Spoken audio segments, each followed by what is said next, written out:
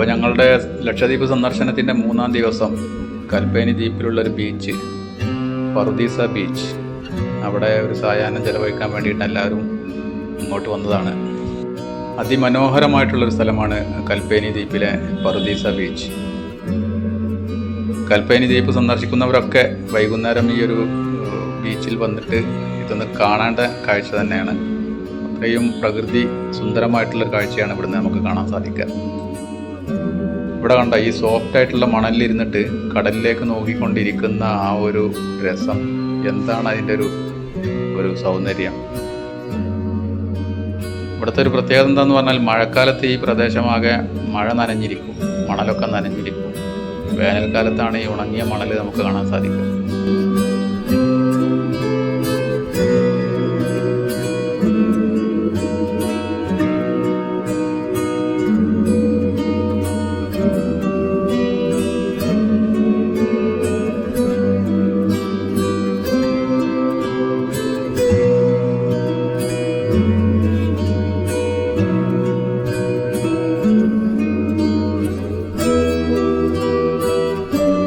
എല്ലാവരും അവനവൻ്റെ മൊബൈലൊക്കെ ഉപയോഗിച്ചിട്ട് ദ്വീപിൻ്റെ സൗന്ദര്യം ആവോളം പകർത്തുന്നുണ്ട്.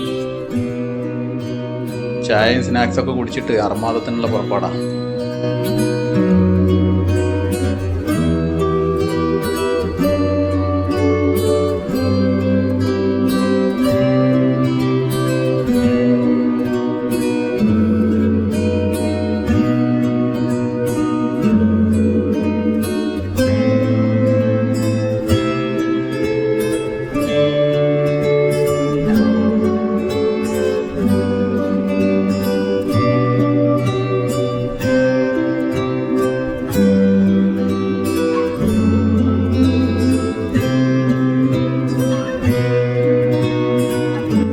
എൻ്റെ ചില അഭ്യാസ പ്രകടനങ്ങളൊക്കെ കണ്ടപ്പോൾ എൻ്റെ കണ്ണ് തന്നെ തള്ളിപ്പോയി.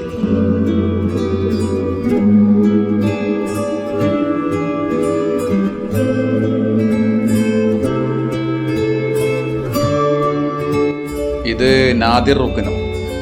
ഇദ്ദേഹം കൽപ്പേനിയിൽ പറുദീസ ബീച്ചിൽ ഒരു സ്വന്തമായൊരു ചായക്കട നടത്തുന്നുണ്ട്. പറുദീസ അഡ്വഞ്ചർ എന്ന് പറഞ്ഞിട്ടുള്ള ഈ ഒരു ചായക്കട. ഇത് കാണാൻ ചെറിയൊരു കടയാണെങ്കിലും മിക്ക സമയങ്ങളിലും ഇവിടെ കല്യാണം, അതുപോലെ സൽക്കാരങ്ങൾ, പാർട്ടികളൊക്കെ ഇവിടെ വെച്ചിട്ട് വളരെ വിപുലമായിട്ട് തന്നെ നടത്താറുണ്ട്. ഇതിനൊക്കെ പുറമെ ഇദ്ദേഹത്തിൻ്റെതായിട്ട് പറുദീസ ഹോളിഡേയ്സ് എന്ന പേരിൽ ഒരു ടൂർ പാക്കേജും നടത്തുന്നുണ്ട്. അപ്പോൾ ലക്ഷദ്വീപ് സന്ദർശിക്കാൻ ഉദ്ദേശിക്കുന്ന ആളുകൾക്ക് വളരെ ഹെൽപ്ഫുള്ളായിട്ടുള്ളൊരു ടൂർ പാക്കേജാണ് ഇദ്ദേഹം നടത്തുന്നത്. ഇവിടെ എത്തിയാൽ മറ്റൊരു പ്രത്യേകതയാണ് ഈ കയാക്കിംഗ് ബോട്ടുകൾ.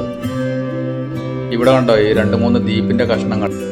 ആ ദ്വീപിലേക്ക് ഈ ബോട്ടിൽ കയറി നമുക്ക് തുഴഞ്ഞു പോകാൻ പറ്റുന്ന രീതിയിൽ ഉള്ളൊരു സംവിധാനം കൂടി ഈ ടൂർ പാക്കേജിൻ്റെ കീഴിൽ തന്നെ അദ്ദേഹം നടത്തുന്നുണ്ട്. അപ്പോൾ എല്ലാവരുടെയും അടുത്ത പരിപാടി ഈ ബോട്ടിൽ കയറി ആ കാണുന്ന ചെറിയ ദ്വീപിലേക്ക് തുഴഞ്ഞ് നീങ്ങുകയാണ്. ഏകദേശം ഒരു 1/2 കിലോമീറ്ററിലധികം തുഴഞ്ഞു പോകാനുണ്ട്. 2 പേരാണ് ഒരു ബോട്ടിലുണ്ടാവുക. അങ്ങനെ രസകരമായിട്ട് തുഴയാൻ അറിയുന്നവരും അറിയാത്തവർക്കൊക്കെ പോകാൻ പറ്റുന്നൊരു നല്ല രസകരമായിട്ടുള്ളൊരു കാഴ്ചയാണ് ആ ദ്വീപിൽ, ചെറിയ ദ്വീപിൽ നമുക്ക് കാണാൻ പറ്റുന്നത്.